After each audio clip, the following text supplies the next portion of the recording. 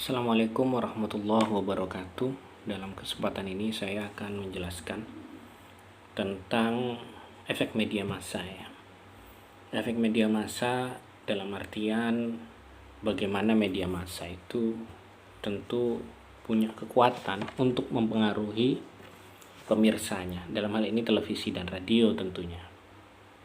Dalam kesempatan ini konteksnya televisi dan radio, di mana pada masa lalu televisi dan radio itu merupakan media konvensional yang begitu dominan tidak hanya di Indonesia tapi bahkan di seluruh dunia. Teori mengenai efek media massa ini banyak. Di antaranya ada namanya teori stimulus respon model. Stimulus respon model. Ini diperkenalkan oleh De Fleur ya. De Fleur ini pada tahun 75 ya, De Fleur, stimulus respon model ini memastikan bahwa media massa itu memberikan rangsangan ya. Dengan informasi yang dia kasih, dia memberikan rangsangan, terus masyarakat merespon atau yang menyimak media massa itu merespon. Makanya dia disebut teori stimulus respon model. Kita bisa menelaah memakai teori ini ketika misalnya ada sebuah sinetron begitu ya. Itu bagaimana dampaknya kepada masyarakat yang menonton. Atau begini, sering ya, kalau bukan sering ya, kadang-kadang ada orang di pramuka ya, lagi pramuka sore-sore misalnya, sebuah sekolah pramuka. Mereka membuat kuis-kuis ya. Pramuka itu kan sering ada kegiatannya membuat kuis ya. Dulu misalnya ada kuis namanya komunikata. Kita berjejer terus saling membelakangi, terus yang paling depan nanti diberitahu oleh jurinya atau oleh kakak pembinanya kalimat ini begitu. Dia kasih kalimat misalnya 1, 2, 3, 4, 5. Yang nomor 1 diberitahu oleh kakak pembinanya, ini kuis ya, ini game permainan. Budi jalan ke pasar begitu. Lalu orang yang nomor 1 ini akan memberitahu orang yang nomor 2, ditepuk punggungnya, dia bisiki juga, Budi akan ke pasar. Begitu juga nomor 2 memberitahu nomor 3, nomor 4, nomor 5, nomor 6 dan seterusnya begitu. Nanti yang paling pojok akan menjelaskan apa yang dia dapatkan dari teman sebelumnya. Teman-teman di pramuka ini menggunakan game tersebut karena apa? Karena mereka melihat di tayangan televisi. Waktu itu tahun 90-an misalnya, ada kuis namanya komunikata.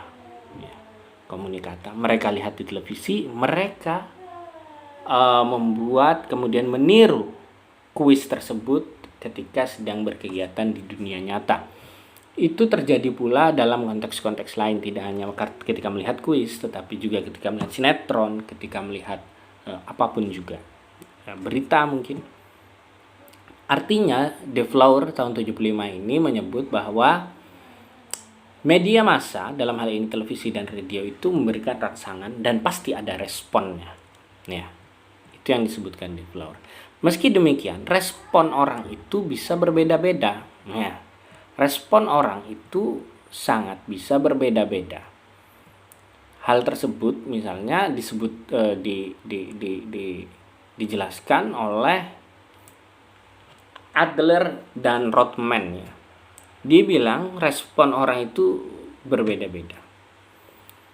Karena ada namanya teori individual difference theory, bahwa setiap orang, setiap manusia itu punya perbedaan. Ketika dia menyaksikan berita tentang kebakaran menjelang bulan Ramadan, kebakaran menjelang Hari Raya Idul Fitri, si A bisa jadi berpikir bahwa oh kasihannya kebakaran ini begitu. Sudah stop di situ saja si A. Tapi si B bisa jadi dia akan berpikir oh memang setiap mau lebaran ini selalu ada kebakaran. Soalnya perusahaan tempat pabrik-pabrik yang terbakar itu, misalnya ini kebakaran di pabrik, ingin mendapatkan asuransi untuk membayar THR. Gitu. Jadi ada satu yang berpikir biasa, ada satu yang berpikir kritis, begitu ya. Karena setiap orang itu berbeda-beda. Sama juga kalau kita tarik pakai konteks tadi, ketika ada game Komunikata di TPI waktu itu tahun 90-an, pembawa acaranya Ihsan Surentu, Ilham Surentu atau Ihsan Surentu. Ada orang yang suka menggunakan game itu di keseharian, tapi ada juga yang nggak suka. Jadi beda-beda orang. Ada orang sama-sama nonton sinetron Ikatan Cinta misalnya.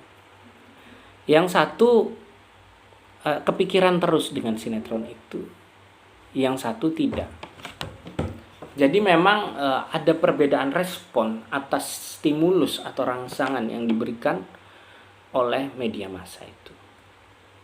Itu yang bisa saya sampaikan terkait efek media massa dalam kesempatan ini. Ada dua teori yang saya singgung, teori stimulus respon yang dipopulerkan oleh De Fleur dan teori individual difference yang dipopulerkan oleh Adler dan Rothman. Assalamualaikum warahmatullahi wabarakatuh.